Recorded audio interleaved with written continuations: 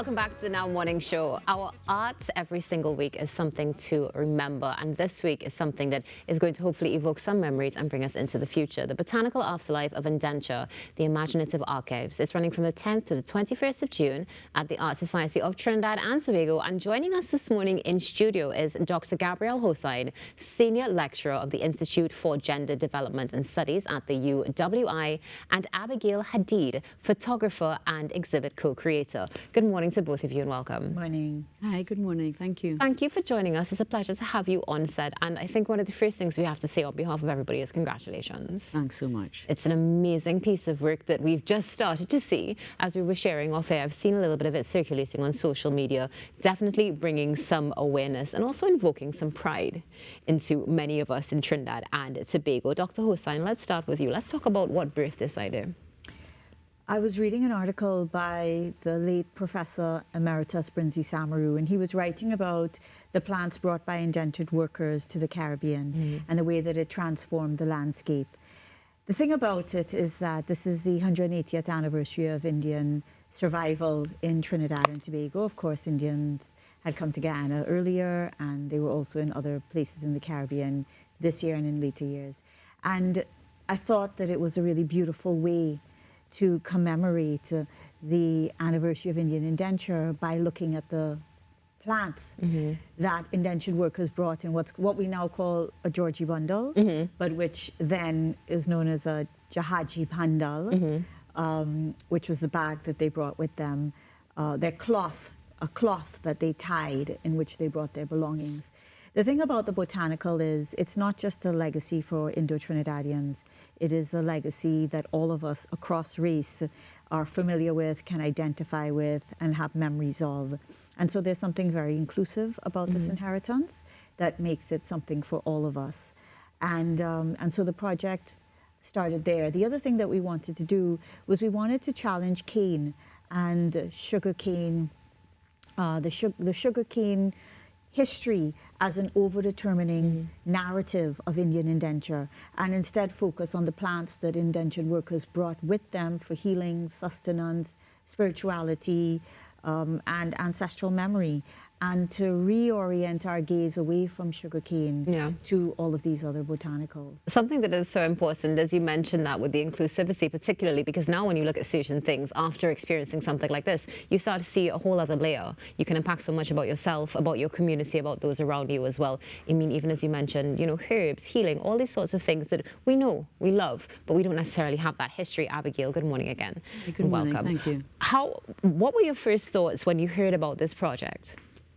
Well, to be honest, you know, I'm always, you know, fascinated by some of the concepts and so Gabby has. And when she brought the idea to me and we're thinking it through, you know, I realized that I was already working on certain aspects, you know, of labor and botanicals, things like that. And then the idea of using the Mahindi to transplant the sort of plants and everyday life into this artwork on the hand and on the feet, you know, as a form of adornment and beauty, as well as also saying, you know, here's our heritage on our hands now, which is quite different to what we were accustomed to seeing.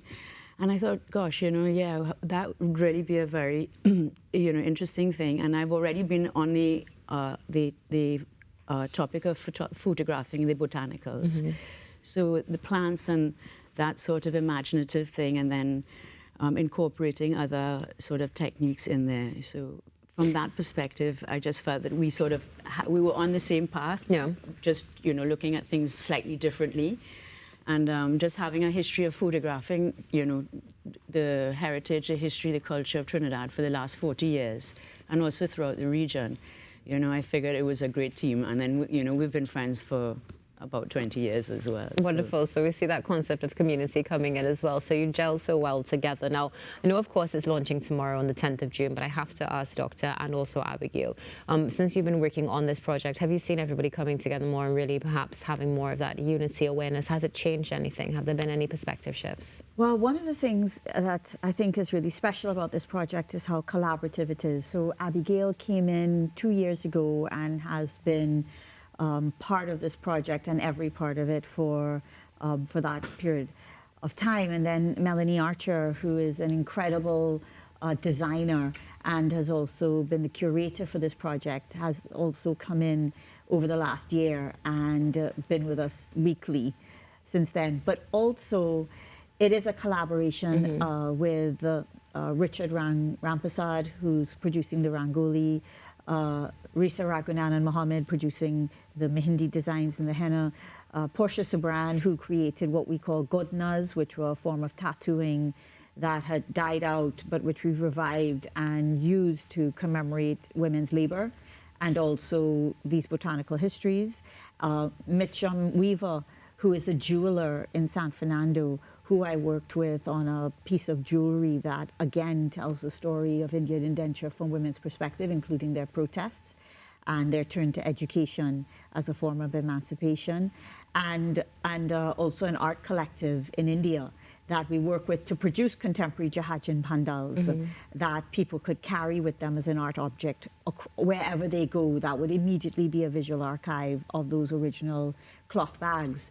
And so it is one idea, but highly collaborative, in which everyone who's come, as Abigail was saying, her own work, photographing, doing portraits of plants and also tools of labor. So everyone has brought in their previous ideas and also their skills. And so we've worked with about 12 artists on this project, and not just Indo-Trinidadian artists as well. And so it is a very multicultural, very inclusive, very diverse team that has produced this work. So it's interesting because, I mean, you've mentioned 12 collaborators. I'm sure there are so many more working behind the scenes. Yes. You said you've been friends for years, but you said 2 years ago Melanie came into the project. So how long has this been going on? A year ago, Melanie came in. Abigail came in 2 years ago, and we have been working on this consistently for 2 years. Wow. So congratulations to you and the team. It's starting on the 10th of June. You do not want to miss it. And luckily, we have, let's say, a little bit of a sneak peek as to what's going to be happening at the exhibit. Abigail, if you could walk us through some of these lovely images, starting with the one that is right next to me here. What is the name of this, and how did you even come up with this one? So basically what happened was, we started when we decided, well, we wanted to do these studio portraits. Yeah. And, you know, I think Gab and I had an idea of, women, feminine, mothering, labor, resistance. I mean, there was a lot of, and then also, how do we take control of our own image? You know what I mean? And so I was like, I have all these old all these old cameras, so we could bring them in. So basically what happened was, and then we thought about, the fact that Zia is multiracial as well. So we thought we would use Zia and Gabrielle as the subjects. And so this is Zia, this is Gabby's daughter. Oh, lovely. And if you can see, there's like the okra flower and the okra, and so a lot of Peppers on her wrist and rice on her fingers. Wonderful. So we've been using so we use the tattoos as the main, and the Mehndi as the main the subject, so that's why Zia is not as in focus, but we've tried to use different aspects of it. And taking a look at this next one here, this is going, of course, into botanical aspect. What plant is this? So this is actually a mango blossom. Hey.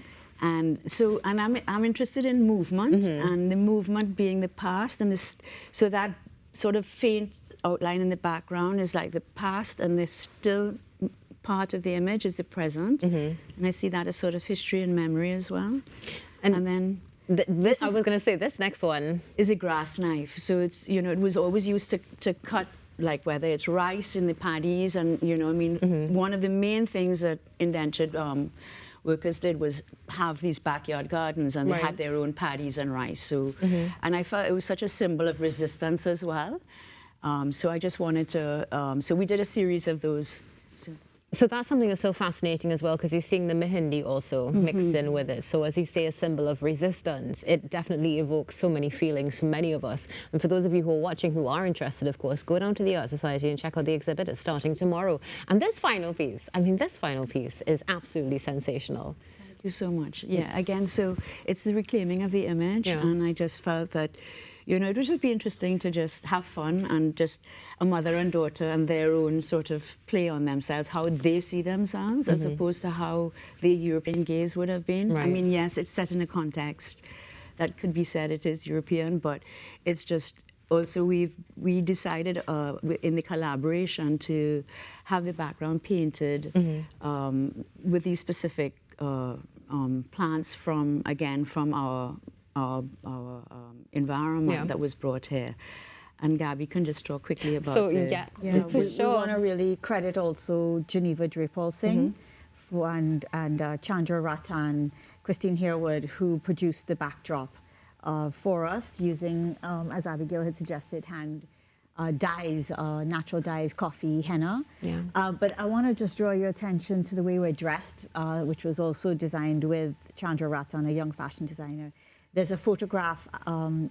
I spent a huge amount of time in the visual archives, and there's a photograph of a Jamaican woman on a plantation, and she's wearing a dhoti and a shirt. And I became obsessed with that image and how much it challenged the way we thought Indian women dressed, and also how much it signaled their labor. And so the way we're dressed in that photograph is a direct citation or reference to that laboring Indian woman in a coconut plantation. And as Abigail said, we also wanted to challenge the way that the Colonial Archive portrayed Indian women as decorative, leisurely, passive, and instead consistently portray them as active and as creators of their own image, and of course as laboring women who also protested. Wonderful. No, unfortunately, we've run out of time, and I know that you have questions. I have so many more questions, but you know what? We're going to go down to the Art Society of Trinidad and Tobago between tomorrow and the 21st of June to find out more. Dr. Hosein and Abigail, thank you for joining us. Thank you. It's been a pleasure to have you on us. And thanks also to our sponsors, First Citizens, UWI, Central Bank of Trinidad and Tobago, and many others. And thank you to you for watching us this morning on the Now Morning Show. Stay tuned. We'll be back after this break. Thanks and praise.